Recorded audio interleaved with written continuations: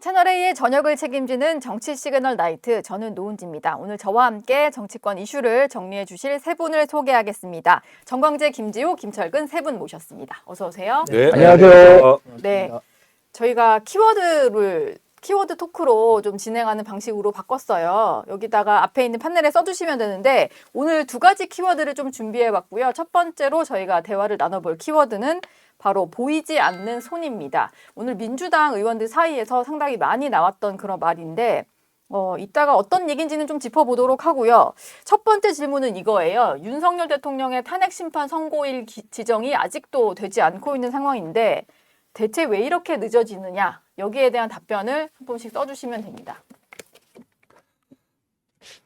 사실 이게 뭐 변론이 종결된 지가 거의 한 달째가 다 되어가다 보니까 민주당 내에서는 헌재를 향한 이제 기일 지정 압박이 상당히 거세지는 것 같고 지금은 뭐 4월로 넘어갈 수 있다 뭐 이런 얘기까지 나오는 것 같아요. 먼저 쓰신 분부터 제가 한번 질문을 드려볼까 하는데 김지호 대변인이 가장 먼저 쓰셨네요. 기일이 늦어지는 이유는 정치적 고려 때문이다. 아무래도 윤석열 내란 속의 피의자에 대한 그 파면 선고가 보수 진영의 영향이 크고 사실 보수 성향을 가진 재판관들의 경우 만약에 인용 결정이 났을 시에 굉장히 큰 압력 또 요새는 또 위협도 많이 하고 있지 않습니까? 그런 것들을 고려하다 보니까 지금 여러 가지 절차적인 문제를 가지고 계속 시간을 끌고 있는 게 아닌가. 만약 그것이 아니고 뭔가 이견이 있었다면 저는 문영배 헌법재판소장 대행이 뭔가 변론을 다시 재개한다든지 전체 의견이 뭔가 다르다는 그런 신호가 나왔을 거라고 생각합니다. 그렇지 않기 때문에 지금 내일 이재명 대표에 대한 선거법 항소심도 있고 여러 가지 그런 고려를 해서 시간을 끌고 있는 게 아닌가. 정치적 고려가 있다고 생각합니다. 네. 다음은 김철근 사무총장이신데 저희가 오늘 대화를 나눠봐야 될 키워드 보이지 않는 손과 좀 비슷한 얘기 쓰신 것 같은데 동시 퇴진 가능성이 열려있기 때문에 늦어지는 거예요?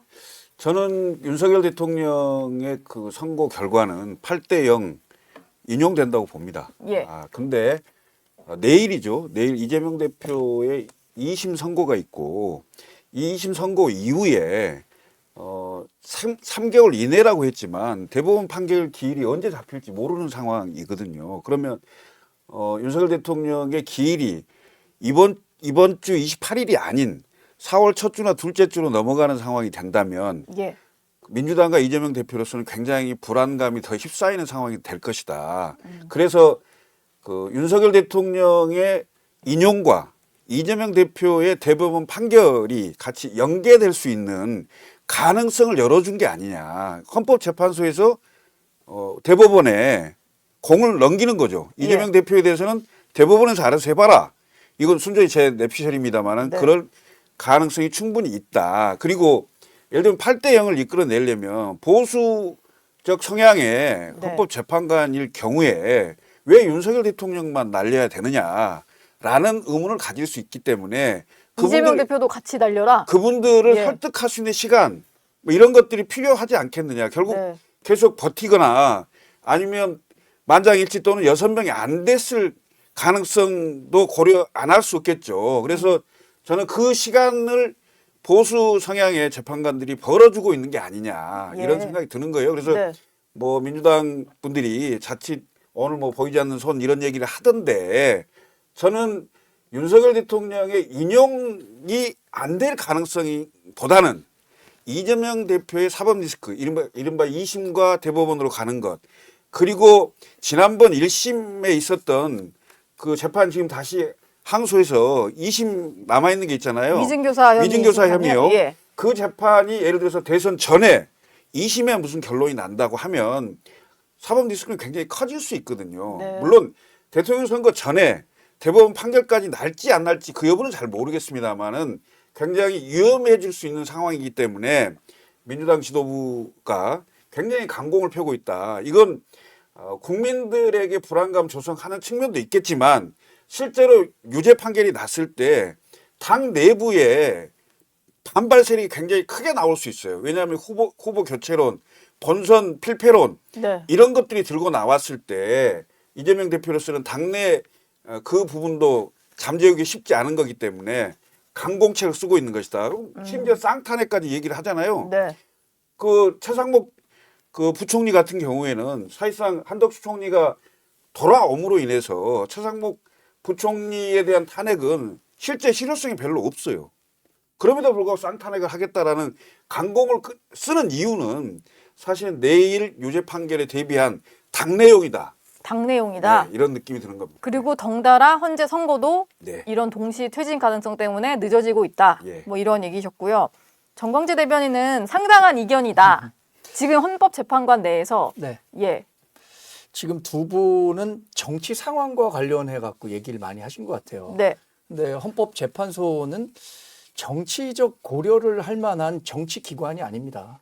헌법재판관 분들도 법률과 사실관계 또 양심에 따라서 이 헌법재판 그 탄핵과 관련한 재판을 진행하게 될 텐데 네. 정치적인 상황을 고려해서 그러니까 이재명 민주당 대표가 26일에 그러니까 내일이죠. 선거법과 관련해서 어떤 재판 결과를 받느냐 아니면 뭐 앞으로 60일 후에 탄핵이 인용되면 60일 후에 대선이 치러지게 되는데 이런 일정과 관련해서 고려를 하고 있느냐 저는 그렇다고 보지는 않고요. 네.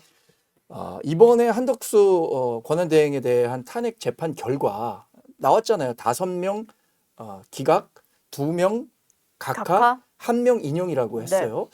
그런데 이런 정도로 이 재판관 분들 간에 분명한 이견이 존재한다. 그런데 이것을 이제 인용을 주장하는 분과 각하를 주장하는 분 가운데 어떤 그 한쪽으로 이 의견이 일치되는 게 없으니까 이것에 대해서 조금 더 논의를 해서 어떤 한 그 결과를 내고 싶어 하는데 그렇다면 지금 전 내면 된다고 생각합니다. 한덕수 권한대행에 대한 판결처럼 그렇게 내야 하는데 그 결과가 지금 애초에 예상했던 결과와는 조금 다른 쪽으로 가니까 그런 이견을 좁히지 못하고 결국 선거 기일을 잡지 못하고 있는 것 아니냐. 이건 전 가장 합리적으로 봅니다. 왜냐하면 예. 이미 의견 일치가 이루어졌다면 선거 기일 지정하고 발표하면 되는데 그러지 못하고 있잖아요. 예. 그렇죠. 뭐 6대2만 됐어도 선고를 하면 그만이 아닐까라는 생각인데 네. 뭐 길어지는 이유는 이견 때문이다 뭐 이런 의견들도 꽤 많은 것 같아요. 저희가 이제 보이지 않는 손에 대해서 얘기를 좀 해보겠습니다. 먼저 그래픽을 한번 준비를 해봤는데 보이지 않는 손이라는 걸 가장 처음 언급을 한 게 김민석 최고위원인데요. 김철근 사무총장 얘기랑 좀 비슷합니다. 뭐 윤석열 대통령, 이재명 대표 동시 재거론을 흘려온 모 언론의 시나리오대로 가는 게 아닌지 꺼림직하다. 보이지 않는 손 작동이 우려된다라고 얘기를 했고 또 김승원 의원 같은 경우도 보이지 않는 손이 있는지 없는지 알 수 있는 주다라고 얘기를 했는데 이게 지금 헌법재판소 기일을 못 잡는 것에 뭔가 누군가 영향력을 행사하고 있다 뭐 이런 얘기인 것 같아요. 네, 뭐 근데 이게 근거는 있는 얘기인가요? 제가 봤을 때는 그냥 그 느낌을 김민석 최고위원님이 얘기하시는 걸로 보이고요. 네. 아마 선거 기일, 윤석열 대통령에 대한 탄핵 선거 기일이 단순히 지연되는 것만 고려한 게 아니라 윤석열 대통령이 구치소에서 석방되고 또 김성훈, 이강우 경호처장의 구속영장이 기각되고 그다음에 계속되는 야권의 탄핵 소추안이 기각되다 보니까 많은 또 민주 지지자들이나 국민들이 이게 왜 이렇게 순리대로 안 되냐 이런 이의를 제기하는 분들이 많습니다. 네. 그런 것들에 대해서 김민석 최고위원이 뭔가 지금 상식적으로 당연히 결정돼야 할 탄핵 그리고 지금 이 탄핵이 진행이 안 돼서 국가적으로 국정 혼란이 일어나고 있지 않습니까? 상식적으로 이해가 안 되기 때문에 예. 이해가 안 되는 것에 대해서 전 지적했다고 생각하고요. 저희는 그렇습니다. 조갑재 씨라든지 정규재 씨라든지 김진 씨라든지 굉장히 보수의 원로, 보수색이 짙은 그런 평론가들조차도 저희 김진 앵커 말씀하신 게 아니죠? 네네. 예. 네. 중앙일보 김진, 중앙일보 김진. 논설 네. 말씀드리는 겁니다. 예. 아니 그런 분들까지도 윤석열 대통령에 대한 파면, 이것에 대해서 강하게 주장하고 있는데 네. 그건 상식이 아닐까. 근데 왜 이렇게 늦춰지나 그런 의구심이 있는 것 같습니다. 아니 근데 그게 파면의 이의제기가 저는 있다고 보지는 않아요. 왜냐하면 헌법재판소라는 게 정치 재판하는 곳입니다. 그럼 민심의 향배라는 게 대단히 중요해요. 지금 여론을 감안하지 않을 수는 없을 것이다. 완벽하게 양쪽이 딱 예. 쪼개져 있는 우리나라가 그 국론이 그냥 두 동강 나 있는 상태입니다. 이런 상황에서 한쪽에게 절대적인 패배를 안겨주는 그런 그 시기를 선택한다는 게 쉽지 않아요. 그러니까 예. 제가 여기 방송에 나와서 꽤 오래전부터 이재명 대표의 26일은 확정이 돼 있고 그 전에 만약에 판결을 그러니까 헌재가 윤석열 대통령이 선고를 하게 된다면 그러니까 이른바 오른쪽에 있는 분들, 오른쪽에 주말마다 나와서 시위하고 이런 분들이 그 분노가 폭발할 거예요. 예? 그런 지점들이 있을 수 있고 예. 그래서 한쪽은 정해져 있고 그다음에 그 한덕수 총리가 복귀한 게 굉장히 의미 있다고 저는 보여져요. 그러니까 왜냐하면 왜 한덕수 총리를 먼저 복귀를 시켰겠느냐. 예. 그게 이제 민주당이 최상목 대행의 대행을 탄핵하겠다는 절차를 밟자마자 한덕수 총리가 지금 돌아온 거 아닙니까? 그러면 국정 안정을 어느 정도 보장할 필요가 있는 거죠. 네. 그러니까 이런 상황들을 본다면 저는 윤석열 대통령의 그 파면 선고는 거의 기정사실화돼 있는데 결국은 양쪽에 그 폭발하는 민심을 어느 정도는 밸런스를 좀 맞춰줘야 되는 거 아니냐. 이래서 그 시기 조정이 되는 거고. 예. 그러니까 만약에 시기가 지금 재판관 2명이 18일이면 임기가 끝나잖아요. 4월 18일이면 예, 두 분이 끝나죠. 끝나죠. 근데 만약에 11일에서 15일 사이까지 늘어진다면 이재명 대표와 민주당은 대단히 불편한 상황이 되겠죠. 나는 예. 그 인용 결과가 바뀌지는 않는다고 생각합니다. 네. 그렇지만 대법원 판결이 3개월 이내기 때문에 그 26일에서 벌써 한 2주 이상이 시간이 흐르는 상황이 되잖아요. 예. 그러면 대법원 기일이 실제 대통령 선거 전에 잡힐 수도 있는 그런 가능성이 열리기 때문에 민주당으로서는 굉장히 가슴이 쫄이겠죠. 그러니까 저는 이런 동시퇴진의 가능성이 열려 있다는 것이지 예. 뭐 민주당의 예를 들면 뭐 이재명 대표가 뭐 반드시 날아갈 것이다 이렇게 보지는 않습니다. 예. 김민석 최고위원의 얘기는 보이지 않는 손에 대해서는 뭐 이게 주체가 누군지는 얘기를 안 했는데 어쨌든 보이지 않는 손이 만약에 있다면 이 손이 원하는 것은 아무래도 이재명 대표의 어떤 선고 결과부터 보고 거기서 뭔가 유죄 판단이나 이런 것들을 보고 나서 대통령을 하려고 하다 보니까 선후 관계가 이렇게 된 것 같다. 뭐 이런 지적인 것 같아요. 정광재 대변인 보시기에는 지금 예. 뭐 순리대로 나오지 않기 때문에 보이지 않는 손이 존재하는 것 아니냐라는 의심을 하게 된다고 하는데 네. 순리대로 나왔지 않았다는 것은 저는 어폐가 있다고 봅니다. 지금 법과 원칙에 따라서 재판부에서 결정한 거예요. 예를 들어서 윤석열 대통령에 대한 구속 취소라든가 아까 말한 김성훈 경호처장에 대한 구속영장 반려 예. 이런 것들은 법원이 본인들이 충분히 판단해서 결론을 내린 건데 그게 순리대로 나오지 않았다라고 한 것은 아마 그쪽 지지하는 분들이 순리대로 나오지 않았다고 얘기하는 것이지 대부분의 국민들은 그게 법에 따른 원칙이 적용됐다라고 볼 겁니다. 저는 헌법재판소가 이재명 대표의 어떤 그 사법 리스크 시간표를 고려해서 이 탄핵과 관련한 재판 결과를 조정해야 한다고 전혀 생각하지 않습니다. 지금은 충분히 헌재 시간이라고 생각하고요. 예. 헌법재판소의 탄핵 재판은 단심으로 진행되기 때문에 한 번 재판 결과가 회복 불가능한 피해를 주게 되는 거예요. 그렇다면 시간에 촉박해서 움직일 것이 아니라 충분한 공감대를 형성할 수 있고 재판관분들이 수기를 거듭해서 결론을 내야 한다고 생각합니다. 지금 뭐 이재명 대표의 사법 리스크 이런 것들을 고려해서 하기에는 이 윤석열 대통령에 대한 헌법재판소의 탄핵 결과는 우리 대한민국에 미치는 영향이 지대하기 때문에 충분한 시간이 필요하다고 생각하고 그 수기의 과정 속에서 아까 말씀드린 이견을 좁히는 과정인데 그 이견이 아직 존재하고 있다. 이렇게 예상해 볼 수밖에 없다고 저는 봅니다. 좀 정광재 대변인께 여쭤볼 게 있는데요. 지금 질문인가요? 예, 네. 아니 이렇습니다. 지금 충분한 시간이 필요하다. 저는 그 의견에 반대합니다. 왜 그러냐 하면 지금 대한민국이 미국으로부터 민간 국가로 지정을 받았고요. 최상목 권한대행 트럼프 행정부와 전화 통화조차 못했습니다. 예. 그리고 트럼프 행정부에 있는 국방부 장관이라든지 고위직 인사들이 동아시아를 방문할 때 한국을 패싱하면서 지나가고 있습니다. 지금 관세 정쟁 이런 상황인데 아니 새로운 리더십 지금 필요한 거 아닙니까? 더 이상 시간을 끌 저희 여유가 있나요? 지금 말씀하셨으니까 예. 저는 만약에 이재명 대표가 예를 들어서 조기 대선을 통해서 대통령이 된다면 미국에서 더욱더 위험하다고 볼 것 같은데요.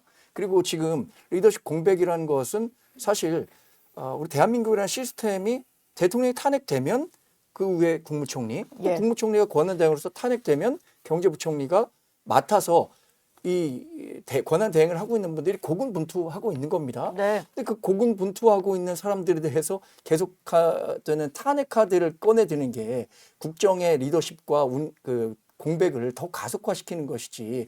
지금 저는 예를 들어서 12월 3일 이후에 있었던 국정과 관련해서 어떤 어려움 네. 이런 것들에 대한 가장 근본적인 책임은 윤석열 대통령에 있다고 봅니다. 그러나 그 이후의 과정에 대해서는 민주당이 분명한 책임을 져야 한다고 생각하기 때문에 지금 드리는 질문에 대한 답변으로 예. 가름하겠습니다. 혹시 다시 반박하실 게 있을까요? 한덕수 총리도 탄핵을 했던 게 민주당인데 국정 운영, 뭐 안정적인 리더십을 얘기할 자격이 되느냐 뭐 이런 말씀이셨던 것 같은데 반박을 좀 하실 얘기가 있을까요? 아니 입법부에서 예. 행정부의 수장이 군사 반란을 일으켰고 그리고 직무 대행하시는 분이 헌법을 지키지 않는데 법을 지키지 않는 고위공직자에 대해서 징계를 요청하는 건 당연한 의무라고 생각합니다. 예. 네. 알겠습니다. 기일이 어쨌든 지정이 안 되다 보니까 3월도 넘어가는 게 아니냐라는 얘기들이 좀 나오고 있는데 26일 바로 내일인데요. 내일까지 선고일을 발표를 안 한다면 이번 주 내에 발표도 좀 어려워질 수 있을 것 같아요. 그러다 보면 이제 다음 주 하루만 3월 31일 지나면 바로 4월이잖아요. 날짜를 놓고 좀 여러 가지 의견이 분분한 것 같은데 세 분은 좀 예측하시는 선고 기일이랄까? 좀 예상되는 날짜가 있으신가요? 뭐 가장 합리적으로 예측 가능한 게 지금 뭐 28일 정도로 빠르면 28일. 그런데 이제 이번 주가 너무 큰 이슈가 많잖아요. 월요일 날 이미 한덕수 총리가 복귀를 했고 내일 이재명 대표가 이제 2심 결과가 나오고 예. 그런데 금요일 다시 한다. 이 한 주에 대한민국 운명을 결정하는 모든 판단을 내리기가 쉽지 않을 수도 있다. 그리고 헌재 개별적으로 봐도 목요일에는 일반 사건 40건을 선고해야 된다더라고요. 그런 상황이 있기 때문에 저는 한 주 더 늘어날 가능성도 배제할 수 없다. 심지어는 네. 최장 거의 한 11일에서 15일 사이까지도 밀릴 수 있다라고 보여집니다. 그러니까 예.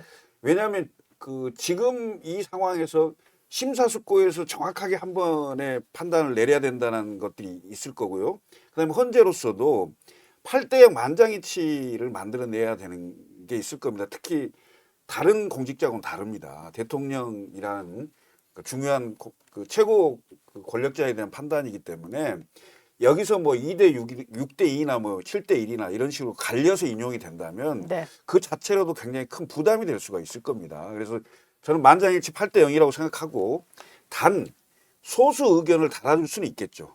한두 명 정도의 그런 정도의 판단이 나오지 않을까. 그런 정도까지 평의를 계속하지 않을까 네. 이런 생각이 듭니다. 예. 4월 넘어갈 것 같으세요? 그동안 매주 금요일이 예. 선고 기일이 될 것이다라고 예상을 했는데 계속 네. 틀렸기 때문에 예. 저도 사실 뭐 오는 28일 금요일이 가장 유력한 날짜로 예상을 하지만 네. 그게 꼭 들어맞지는 않을 가능성도 크다 이렇게 생각합니다. 저는 아까 말씀드린 그 상당한 이견을 좁히지 못하면 4월로 넘어갈 건데 4월 18일에 문영배, 이미선 두 이미선. 분의 임기가 만료되기 때문에 네. 그 전에는 이견이 존재한다고 하더라도 그 상태에서 발표할 가능성이 크다고 봅니다. 예. 왜냐하면 4월 18일에 퇴임하는 두 분이 모두 대통령 몫으로 추천된 분이에요.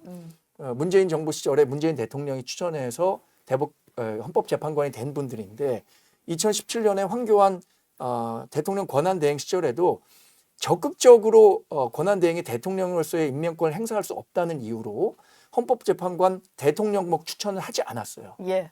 그렇다면 두 분이 그만두게 되는 상황에서 헌재가 제대로 구성될 수 없다는 그 우려가 있기 때문에 4월 18일 이전엔 무조건 결론을 어떤 식으로든 낼 것이다. 그것이 네. 기각이든 인용이든 지금 이견이 있는 그대로. 그러나 그 전까지는 그 이견을 좁히는 노력을 하겠죠. 그 과정이 조금 길어질 수도 있다고 봅니다. 어쨌든 4월 18일 전에는 결론이 날 네. 것이다. 김지호 대변인 생각은 좀 어떠신가요? 저는 이번 주에 꼭 내야 된다고 생각하고요. 예. 지금 뭐 나라가 뒤숭숭한 거 아닙니까? 그래서 뭐 모임, 회식, 뭐 식당 예약까지 취소하고 그런 경우가 굉장히 많다고 합니다. 12.3 내란 사태 이후에 국내 경기도 많이 어렵고 이런 뒤숭숭한 국정 혼란을 헌재가 더 이상 방치해서는 안 된다고 생각하고요. 예. 이번 주에는 꼭 판결을 내려주셨으면 좋겠습니다. 저희가 뭐 날짜 얘기를 좀 했으니까 그러면 선고 결과에 대한 좀 예상도 해볼 텐데 김철근 사무총장은 줄곧 이제 8대0 파면 인용이다라고 얘기를 하셔서 뭐 그리고 김지호 대변인도 비슷한 생각이실 네. 것 같은데 제가 그러면 오늘 그 국민의힘에서 나왔던 권성동 원내대표의 얘기로 좀 질문을 다시 드려볼게요. 권 대표는 그동안 뭐 명확하게 탄핵 기각이다, 각하다 뭐 이런 얘기를 하지는 않았는데 오늘은 탄핵 기각 가능성이 좀 있다, 높다라고 얘기를 하면서 박근혜 전 대통령 때랑은 다르다. 그분이 당시에 탄핵소추위원장이었던 분인데 그때랑은 다르다 이런 얘기를 했거든요. 뭔가 좀 기류를 느껴서인 건지 왜 이런 얘기가 나온 거라고 생각하세요? 저는 희망회로라고 봅니다. 희망회로, 네. 더군다나 그 한덕수 총리가 복귀하면서 5대 1대 2 이 그 상황을 보면서 헌법재판관 내에서 사실상 이견이 존재하는 거 아니냐라는 것을 추측을 하면서 아직 완전한 합의에 이르지 못했다. 그래서 결국은 3대 5, 5대 3 정도로 기각되는 거 아니냐 이런 희망 회로를 돌리고 있다고 보여지는데요. 네.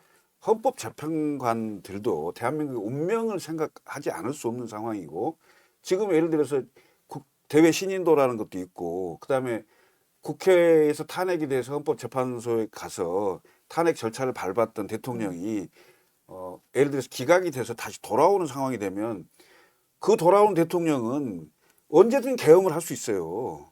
그다음에 군인 다 동원할 수 있습니다. 예. 기각이 돼버리면 예. 면죄부를 받는 셈이 돼서요. 그렇게 되는 거 아니겠습니까? 예. 완전히 70년대 군사 독재국가 비슷한 나라로 갈 건데 이걸 불을 보듯 뻔한 상황인데 그리고 온 국민이 국회에 총을 들고 헬기를 타고 내리는 모습을 다 봤어요. 네. 그런데 그 대통령을 기각을 한다?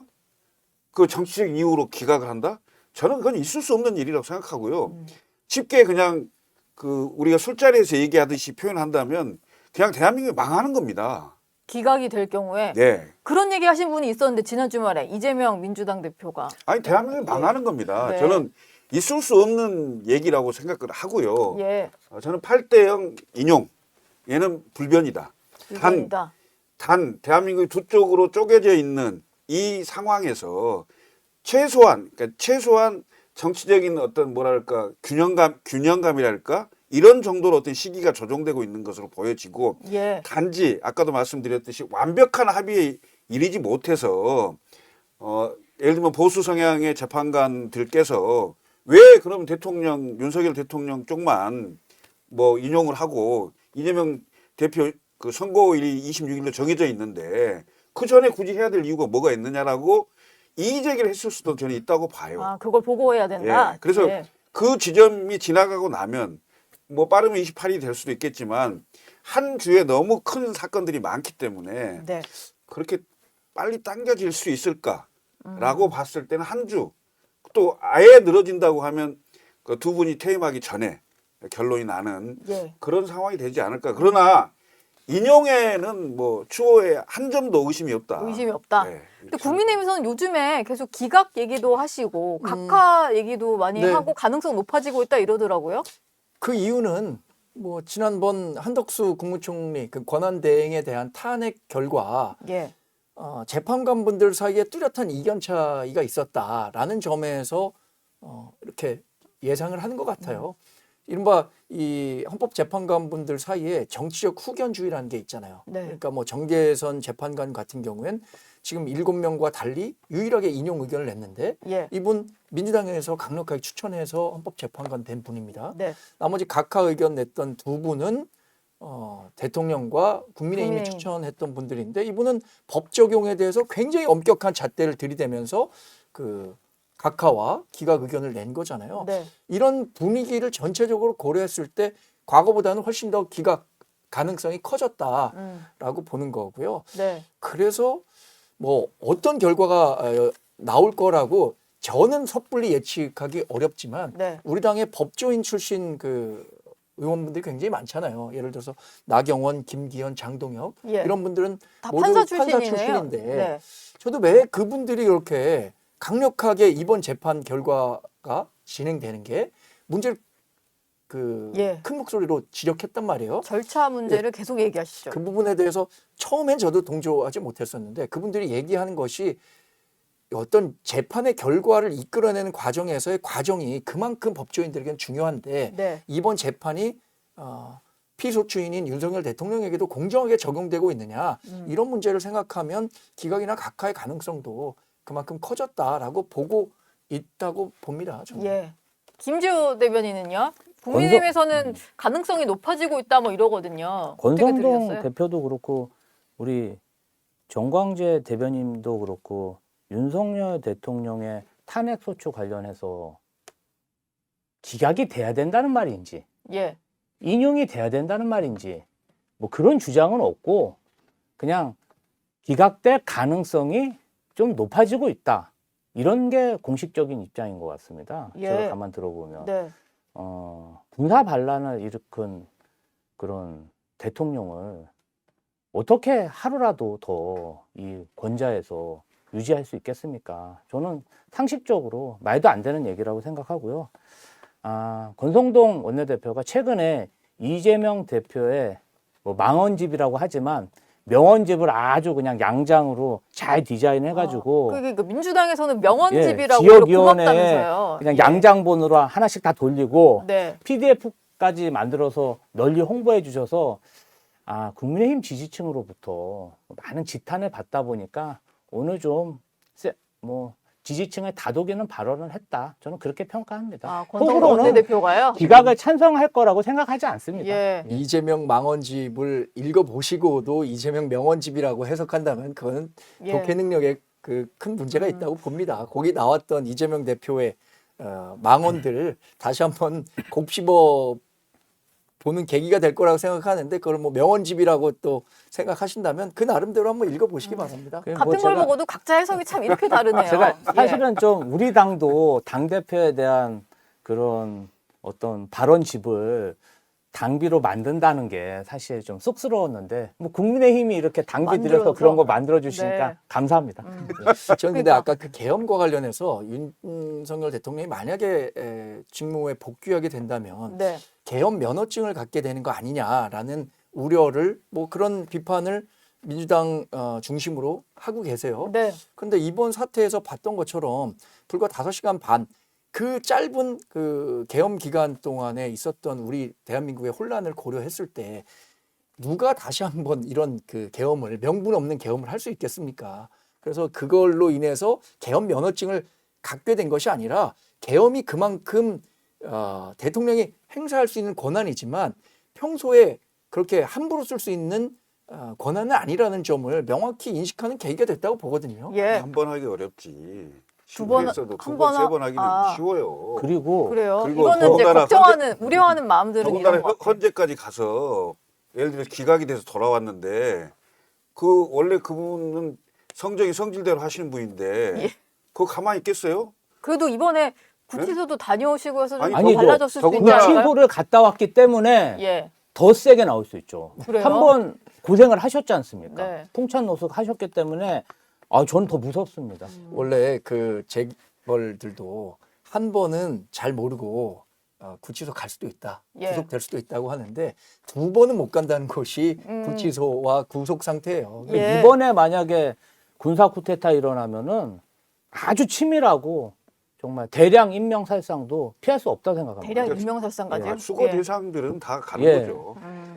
일단 두 군사 당에서는 군사 쿠데타라는 건 저는 과한 표현이라고 봅니다. 대통령이 그 본인이 갖고 있는 권한 내에서 행사했는데 그것이 그러면 대통령으로서의 정당한 권한 행사했느냐 아니었느냐에 대해서 헌법 재판을 받고 있는 거잖아요. 근데 이거 군사 구테타라고 한다면 군사 구테타라는 것은 이 정권을 찬탈하기 위한 그게 구테타인데 그걸 어떻게 군사 구테타? 친이 친이 구테타라고 군사 있죠. 구테타고요. 친이 군사 쿠데타. 저는 뭐 정강재 대변인님이 그날 12월 3일 날 밤에 예. 국회 본청에 계셨는지 모르겠지만 그날 정말 국민들 보좌진들 아니었으면 큰일 날 뻔했습니다. 아니, 그런데 그 계엄과 관련해서는 저도 분명한 반대 입장을 냈고요.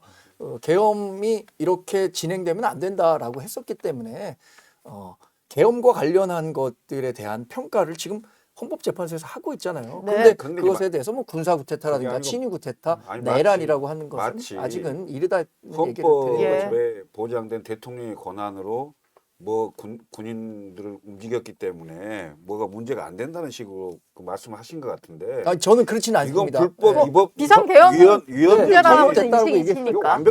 완벽하게 친위 구테타입니다. 군인을 동원할 수 없는 상황에서 본인이 마음대로 동원한 거잖아요. 예. 예? 그다음에 국회에 헬리콥터에 군인들 다 총 들고 왔는데, 예? 그다음에 선관위에 가고, 그다음에 경찰이 전부 국회의원들 국회 본회의장에 못 들어가도록 다 막았잖아요. 예. 예? 이런 행위를 했는데 이게 무슨 합법적이고 헌법에 보장된 본인의 권리다? 이건 말이 안 돼요. 그런 식으로 예. 제가 얘기한 건 아니고 그래서 계엄 잘못됐다고 말씀드리잖아요. 그러니까 그게 제2의 제3의 예. 계엄에 대한 우려에 대해서는 뭐 걱정할 그 필요 부분에 없다는 대한 얘기였던 걱정은 것 필요 같아요. 없다는 것과 또 하나는 아까 말씀하신 뭐 군사 구테타라든가 내란이라든가 이것과 관련해서는 지금 재판 진행 중이잖아요. 네. 헌법재판소에서 결과가 나오면 충분히 저는 헌법재판소의 결과를 존중하고 그 자체로 인정하겠지만 지금 뭐 그게 군사 구테타였다. 저희 당에서 주요 지도자들이 9월부터 계엄령에 대해서 계속 국방부 장관한테도 물어봤고요. 여러 국무위원들한테도 계속 질의를 했습니다. 그때마다 윤석열 정부 고위 관계자들은 저희 당의 지도자들을 미친 사람 취급했습니다. 그때 그거 처음 제기하신 분도 김민석 예, 최고위원이네요. 아니 2024년, 25년에 계엄이 말이 되냐. 정말 그 김용현 장관이요. 굉장히 반박을 심하게 해서 근데 계엄 하지 않았습니까? 예. 두 번, 세 번 안 하라는 법이 어디 있습니까?